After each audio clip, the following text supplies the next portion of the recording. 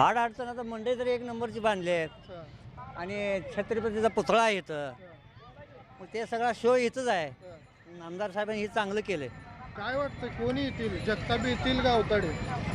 आता ते भाजीपाल्याचा प्रश्न कसा आहे माहीत आहे का? भाजीपाल्याचा अहो भाजीपाल्याने कामं केली ती, परंतु एक 2-3 दिवसाच्या आत जर शेतकऱ्याचं कर्ज माफ केलं तर इथलं सीट बसला असं माझं मत आहे. कर्जमाफीचा महत्वाचा मुद्दा आहे, पण ते टायमिंग लागेल आता समिती अहो नेमली आहे. अजून बऱ्याच गोष्टी आहेत हो. बरं का, तुम्ही एक आमदार फोडाला 50 कोटी रुपये देता, शेतकऱ्याचं कर्ज माफ कराय काय बिघडते? मग तुम्हाला अजून शेतकरी निवडून देतील, आमदार होताल, मंत्री होताल. आणि आणखी गोष्ट आहे, जवळजवळ 10 वर्ष झाली पंढरपूरची मंदिर समिती जी आहे अजून बदलली नाही, त्याचा अध्यक्ष बदलला नाही.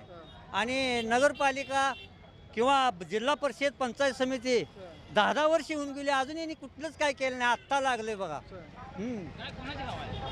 इथं आता रिक्षाही जास्त हवा आहे. लोक भाजपवर नाराज आहेत. नाराज आहेत. काय करावं वाटतं नेमकं भाजपनं, अजून काय सुविधा वगैरे होतं? अहो सुविधा आहेत भरपूर आहे हो. ते म्हणतात केंद्रातनं आमचं सरकार आहे, खाली पण आम्हालाच पाहिजे. अहो ते बरोबर आहे. काय जर केलं तर या सरकारकडे निर्दोषच होतंय, काय सुद्धा होत नाही. निर्दोष, मग निर्दोष पक्ष म्हणायला काय हरकत नाही.